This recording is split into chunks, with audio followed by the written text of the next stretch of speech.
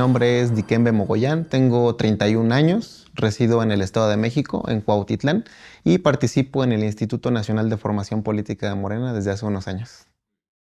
Iniciamos mucho antes de la invención formal del Instituto Nacional de Formación Política. Yo llego primero al movimiento Yo Soy 132 en el 2012. Posteriormente, cuando yo estaba en la vocacional, se da una coyuntura del movimiento Yo Soy IPN. Entonces ahí empezamos pues, a participar en el movimiento estudiantil y a la par empezamos también con el partido Morena en el 2014, fue de los primeros afiliados. Y en el 2015 ya formamos un comité de jóvenes ahí en Cuautitlán y empezamos a hacer actividades que más tarde el Instituto Nacional de Formación Política retomaría como propias, como el tendedero político. Nosotros lo hicimos hace 11 años ya y además hacíamos talleres de huertos urbanos y de organización popular. Posteriormente, cuando ya se formaliza el instituto, empiezo a acercarme con los compañeros que hacían círculos y así es como nos integramos a ir a círculos de estudio a diferentes partes del Estado de México y veían mucho el interés y decían, pues vente ahora para acá, ahora para acá. Y entonces de manera voluntaria estuve participando muchos años y ya formalmente ahora con el proceso de la doctora Claudia Sheinbaum ya nos integramos de manera formal al instituto. Lo que hacemos fundamentalmente son los círculos de estudio, esa es la tarea fundamental. Son organizaciones de izquierda en donde lo primero que hacemos es una aproximación a los documentos básicos del partido, que los militantes, simpatizantes conozcan los estatutos, el programa, la declaración de principios y que en torno a esta programática puedan organizarse, entender cómo estamos organizados dentro de Morena y que su participación sea efectiva. Posteriormente, lo que se hace regularmente es dar el curso básico de formación política, en donde facilitamos varios módulos, tanto este de los documentos básicos, como la historia de Morena, la filosofía de Morena, ahora el segundo piso, que es con la doctora Claudia, también se integra el tema de los feminismos, las masculinidades no hegemónicas, el tema de América Latina, y después de digamos, esta parte mínima de formación que ya está establecida, este seguimiento, pues ahora sí los círculos de estudio son un lugar en donde la premisa básica del instituto es nadie lo sabe todo, nadie lo ignora todo. Es decir, uno como facilitador también tiene la posibilidad de aprender de las y los integrantes del círculo de estudio y a su vez los integrantes son quienes llevan la directriz de, pues ahora queremos hacer esto, ahora queremos hacer esto, y eso nos lleva a recorrer las comunidades, a recorrer cuáles son las necesidades fundamentales y además acercarlos también con las instancias pertinentes dentro del partido de Morena, pero también en el gobierno. Entonces, eso es como una tarea básica, pero también el Instituto de Formación Política retoma la parte de las capacitaciones y los talleres.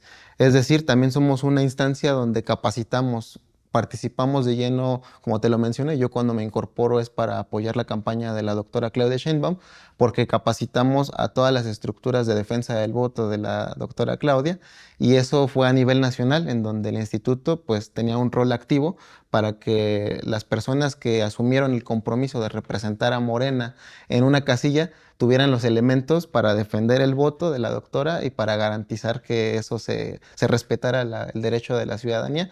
Además hacemos talleres.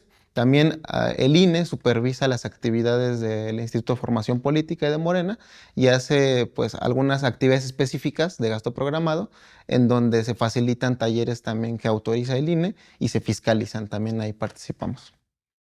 Primero se hizo un primer ejercicio, estamos hablando del mes de enero y febrero, donde a raíz del secuestro o la extracción del presidente Nicolás Maduro en Venezuela y lo llevan a Estados Unidos, se hace una estrategia nacional en donde de manera simultánea se organizaron 300 asambleas en todo el país, en donde colaboró el Instituto Nacional de Formación Política, ya que teníamos un previo avance en torno a los temas de la soberanía, de la historia de los progresismos en América Latina, y entonces acudimos a este llamado para poder facilitar las dinámicas, también facilitar los conceptos, y posteriormente ya en este último mes, lo que es julio y agosto de este año, ya se determinó por parte de la dirigencia nacional que se instale y que se haga una asamblea en cada municipio del país. Son más de 2.500 asambleas en todo el país, entonces el llamado es a la ciudadanía que participe en estas asambleas, que tomemos un rol activo. Nosotros pensamos que el sujeto que hace la transformación es el pueblo de México, y entonces el pueblo de México tiene que ser quien acuda a este llamado, quien tome los elementos que podamos facilitar ahí y que asumamos un papel que es fundamental, como lo dice el estatuto. Somos protagonistas del cambio verdadero y somos quienes vamos a profundizar la transformación. Solo el pueblo puede salvar al pueblo y solo el pueblo organizado puede salvar a la nación. No se necesitan registrar. La convocatoria sale a través de los comités estatales. Hay que seguir la página del comité estatal en donde residamos y los comités estatales publican un flyer en donde se ubica la dirección. Son espacios públicos en donde uno puede acudir. Se tiene que registrar únicamente el nombre, ahí los datos mínimos y no necesitamos ser militantes de Morena. O sea, si yo soy militante, pero mi familia no se ha afiliado por alguna razón o tiene alguna circunstancia, lo podemos invitar a la ciudadanía en general. Y las asambleas tienen una duración aproximada de 1 hora aproximadamente, en donde hablan representantes populares, representantes de los comités estatales, facilitadoras y facilitadores del Instituto Nacional de Formación Política, pero también hay una parte que posiblemente sea la fundamental y es donde se da un diálogo abierto. La ciudadanía tiene la oportunidad de tomar el micrófono y de posicionarse también ante estas situaciones. Hablamos un poco de lo que sucedió a inicios de año con el caso de la gobernadora de Chihuahua, de Maru Campos. También hablamos un poco acerca de cómo hay un intento internacional de las derechas por desestabilizar el gobierno de la doctora Claudia, como por ejemplo de esta señora Ayuso, que vino también a proponer su visión de la historia, que para nosotros creo que tenemos que combatir este tipo de visiones europeas y como hacía referencia el presidente López Obrador, aquí en el pueblo de México y en América reside la grandeza cultural y la grandeza de la democracia participativa, y entonces esa misma es la esencia que tenemos en las asambleas, que la población participe, que dé su punto de vista. Preguntamos a ti qué te parece si en nuestra casa los que mandamos somos nosotros, ¿a poco vamos a permitir que alguien extranjero venga a mandar en nuestra casa, que es la nación tan bella que es México? Entonces, eso es lo que se habla en las asambleas que están programadas todavía todo este mes que viene. Vamos a seguir haciendo las asambleas. Es una asamblea por municipio en donde atendemos del Instituto Nacional de Formación Política y pues la propuesta es que se haga en cada comité de base, si es posible, en cada círculo de estudio, en cada sección electoral, cada colonia, que tengamos elementos en la ciudadanía para poder aclarar estas dudas, porque eso también es muy importante. Actualmente tenemos una campaña de desinformación brutal. Tenemos a los medios de comunicación totalmente en contra, los medios corporativos de comunicación que obedecen a intereses particulares, pero además las redes sociales también son propiedad de algunas cuantas personas. Ya Rafael Barajas el Fisgón, el director del instituto, les menciona como los señores tecnofeudales. Son algunos cuantos que poseen X, Twitter, Instagram y que poseen los mecanismos del algoritmo para algunas narrativas hacerlas más pequeñas, hacerlas una burbuja y algunas otras ideas las expanden como espuma. Entonces es muy importante que el pueblo esté informado, esté organizado, porque solamente es el boca a boca en las tortillas, en el metro, en el transporte, como tenemos que estar informándole a la ciudadanía. Y las asambleas son un mecanismo de formación popular, pero también de comunicación popular, así como los tendederos políticos.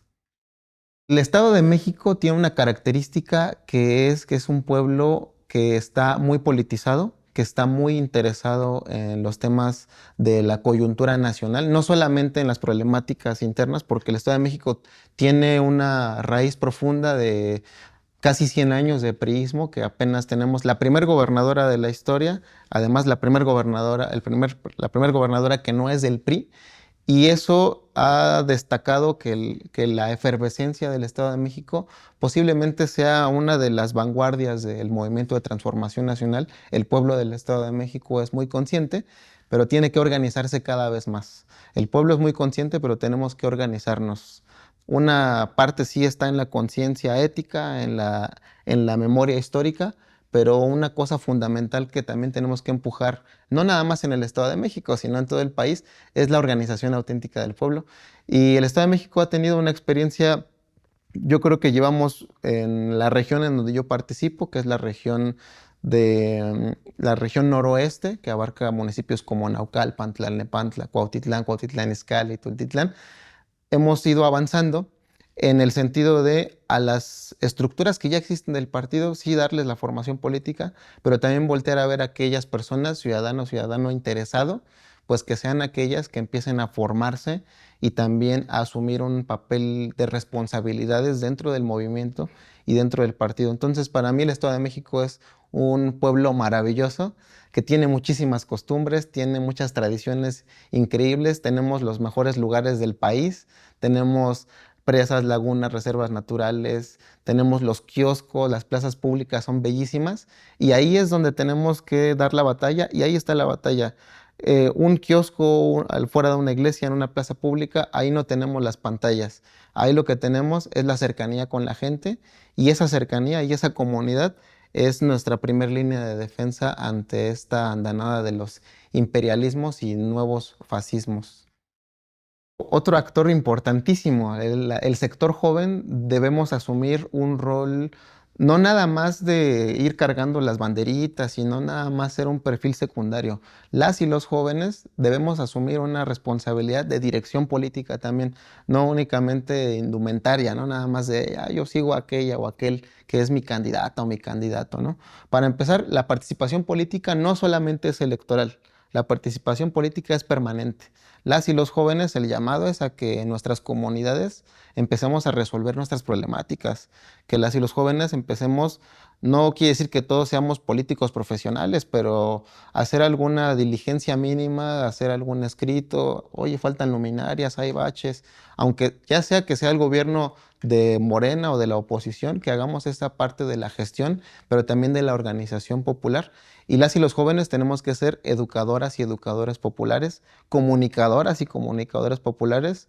Es decir, nuestras redes deben estar llenas de los logros de la transformación, porque es un abismo enorme entre lo que pasó durante 36 años de neoliberalismo y lo que en 8 años hemos ido avanzando es algo grandísimo. Nuestros gobiernos han sacado a casi 14 millones de personas de la pobreza, cuando los neoliberales cada vez hacían más pobres.